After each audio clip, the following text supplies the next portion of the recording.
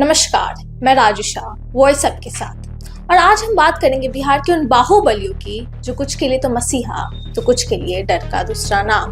उनके चाहने वाले कहते हैं कि उन्होंने जो बोला वो किया, जहां कहा वहां खड़े रहे। वो ये मानते हैं कि उन्होंने वहां मदद की जब सिस्टम भी फेल हो गया, सड़कें बनवाई, झगड़े सुलझाए और गरीबों की मदद की जब कोई सरकारी अफसर आस पास भी नहीं था। लेकिन हर कहानी के दूसरे पहलू भी होते हैं। कोर्ट में उनका केस का नाम दर्ज होना, एफआईआर में उनका जिक्र होना, इल्जाम भी लगे लेकिन समर्थन भी मिला।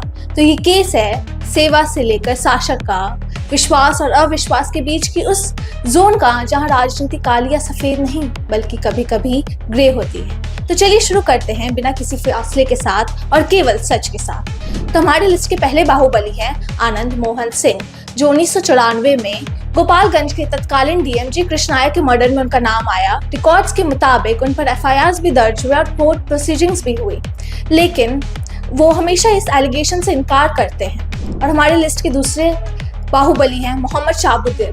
सिवान के तेजाब कांड में उनका नाम आता है। उन पे बहुत सारी मीडिया आर्काइव्स और पुलिस रिकॉर्ड्स में भी उनका नाम है, लेकिन उनके बहुत सारे केस चल रहे हैं तो बहुत सारे पेंडिंग, क्लोज या डिसमिस्ड भी हो गए हैं। हमारे लिस्ट के तीसरे बाहुबली हैं अनंत सिंह। मोकामा के उनके घर से AK-47 एलिजेड रूप से पाया गया। उन पर एफआईआर भी दर्ज और बहुत सारे केसेस उन पे चल ही रहे हैं। उन्होंने भी कभी ये स्वीकारा नहीं कि उनके घर में AK-47 एलिजेड रूप से आया था, लेकिन वो अभी भी जेल में है।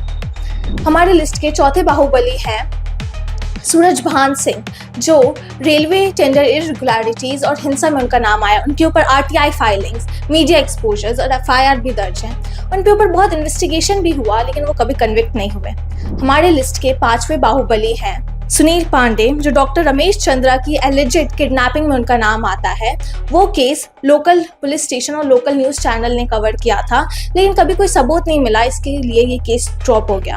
हमारे लिस्ट के छठे बाहुबली आते हैं पप्पू यादव। 1989 में वो CPI विधायक अजीत सरकार के डेथ में उनका रिलेशन माना गया है, लेकिन ट्रायल ट्रांसक्रिप्ट और हाईकोर्ट ऑर्डर्स में भी उनका नाम आता है। हमारे लिस्ट के सातवें बाहुबली हैं प्रभुनाथ सिंह। पूर्व MLA अशोक सिंह के मर्डर में उनका नाम जोड़ा जाता है। हजारीबाग कोर्ट में भी उनका जिक्र होता है, लेकिन उन्होंने भी कभी ये माना नहीं कि उनका कोई हाथ था उस मर्डर में।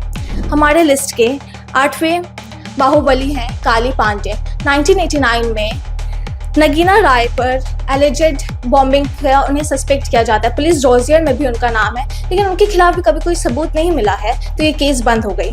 हमारी लिस्ट के 9वें बाहुबली है राजन तिवारी। 2005 में उनके खिलाफ मॉलेस्टेशन और मर्डर का आरोप लगा था। इस पे पुलिस ने कार्रवाई भी की, लेकिन उन्होंने कभी ये माना नहीं कि उनका कोई हाथ था मर्डर और मॉलेस्टेशन में, तो ये केस भी क्लोज हो गया।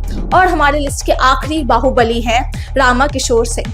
उनके खिलाफ बहुत सारे क्रिमिनल चार्जेस लगे हैं, धमकी देने का, हिंसा का, और उनके खिलाफ डिस्ट्रिक्ट कोर्ट डॉकेट्स में भी नाम है, लेकिन उन्होंने भी कभी ये माना नहीं है कि वो कुछ ऐसा खराब काम किए हैं और वो अपना क्लियर चिट मांगते हैं। तो ये थे बिहार के वो बाहुबली नेता जिसके बारे में जनता ने सवाल उठाया, मीडिया ने चर्चा किया और कोर्ट ने फैसला दिया। धन्यवाद।